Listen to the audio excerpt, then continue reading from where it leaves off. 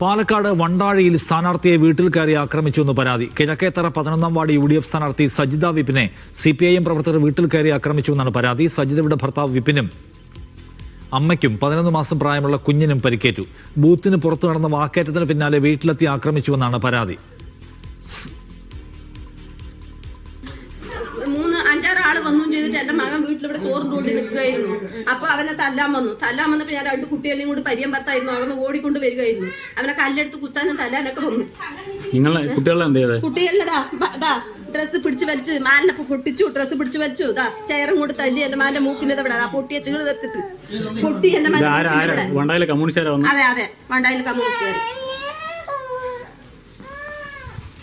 1 മാസം 1 വയസ്സ് പ്രായമാകാത്ത കുട്ടിയെ ദേഹോദരം ചെയ്യുക.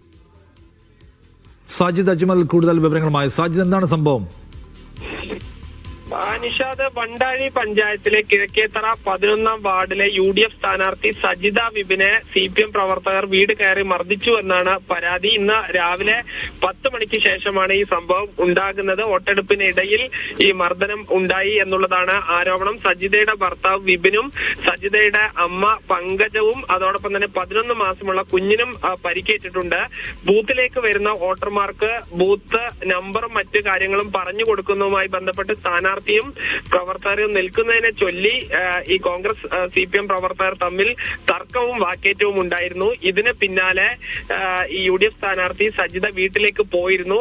അതിന് ശേഷമാണ് ഈ വീട്ടിലെത്തിയ CPM പ്രവർത്തകർ അക്രമം അഴിച്ചുവിട്ടു എന്നാണ് പറയുന്നത്. ഇപ്പോൾ ആലത്തൂർ താലൂക്ക് ആശുപത്രിയിൽ ഇവർ അഡ്മിറ്റ് ആയിട്ടുണ്ട്. പോലീസ് സംഭവത്തിൽ അന്വേഷണം ആരംഭിച്ചു.